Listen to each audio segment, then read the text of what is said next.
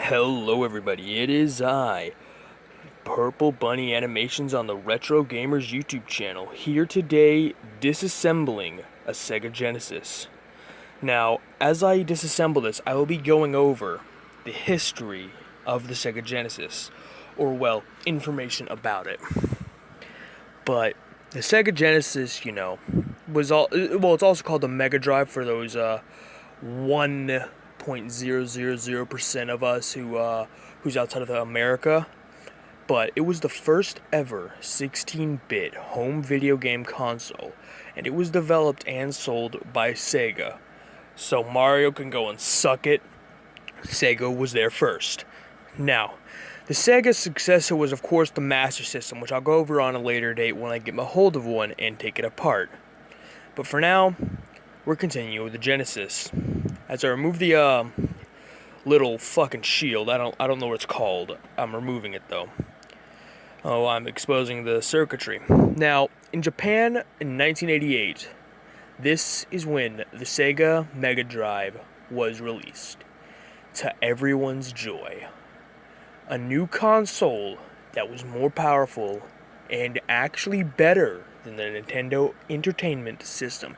Yes, I said it, and it is better. Maybe not better games, but software-wise, it was better. And in North America, it was released 1 year later, and in another year after that, it was released throughout the areas of like Europe, Australia, Brazil, and South Korea. And a fun fact is that Samsung distributed it. Samsung, that all-powerful company, distributed it as the Super Game Boy.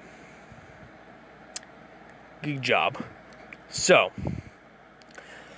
as we know, it was like a real good home console for its time. Very advanced, very powerful. Only other consoles that could do this kind of thing that the Sega did at the time was coin arcades. And even then, they're pretty shit.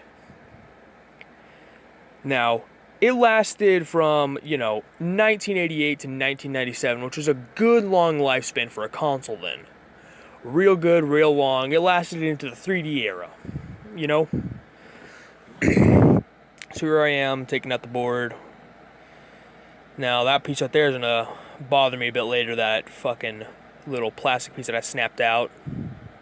You don't unscrew those parts on the cartridge, because that also holds it down. That's the one thing I like about the Sega Genesis here, is that not only is it held in by solder, it's also held in by screws. The parts that I'd be like most pulling on, like putting in cartridges, taking out controllers, those parts are held in. They assume once you plug up the Genesis though, the power cable's not going to do that, and underneath it you can see all that good stuff. So yeah, you can see its CPU there. You can see some chips. I actually don't know what half of these things are. Some of these are RAM chips. I think one of these is the if I'm correct, this is the Motorola 68000 chip, and with the Zilog over there for the audio, and on it also is a Yamaha YM2612 and a Texas Instruments SN76489. And I think that right there is mod work. I really don't know. I've never held one of these open before, but I'm pretty sure that's some shoddy mod work there to keep the power flowing. Because, from pulling and tugging, all that good stuff. But yeah, pointed out right there. But the Yamaha M2612 is also in my Yamaha keyboard from '87. This was a good sound chip. Like, when you wanted quality sound, you went to Yamaha. Now, as I've taken apart the entire machine, here I am about to start rebuilding it. But the Sega was built by Hideko Sati and Masami Ishikawa. Don't know if I said this. And they made this back in, 1988. They had a title of more than 900 games and a wide array of third-party publishers. on ROM-based cartridges. And there was a lot of add-ons to it, which my friend loves to call the monster. The Genesis itself is the core of the monster, with the X32 and the Sega CD attachments added on,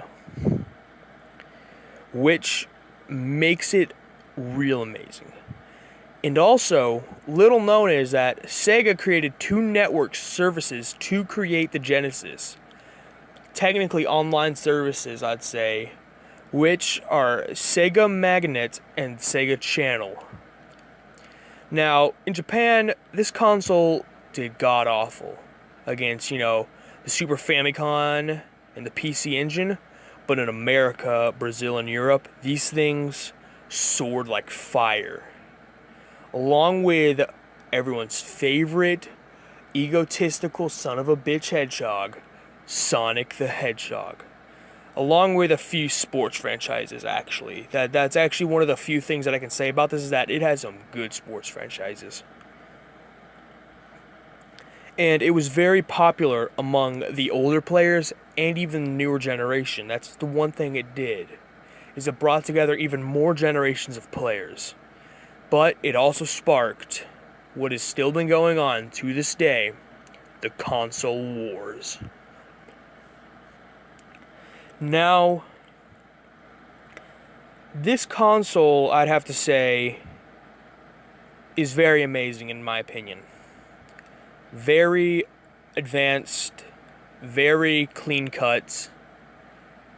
The console is a success. And I have to say that despite its competition, despite Sega's flaws, this console definitely stood up top. And that's evident in the 30 million first-party Genesis units sold worldwide. And in third-party, like Tectoy and Majesco, those sold about 4.5 million. And much smaller numbers are sold by Samsung in South Korea because, South Korea.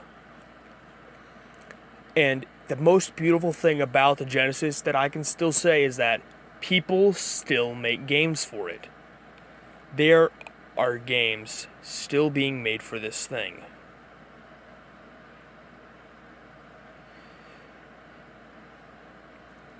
Now, as I put it together, I will be doing a test to show that it still works with the good old-fashioned game Sonic Spinball. But this concludes pretty much our episode of Retro Breakdown. And we hope to see you all in the next video where we cover the NES, the OG granddaddy of home consoles, the one that made them real popular. So I'm going to shut up in a bit, and let y'all see me testing the game. So, hasta la vista to you all.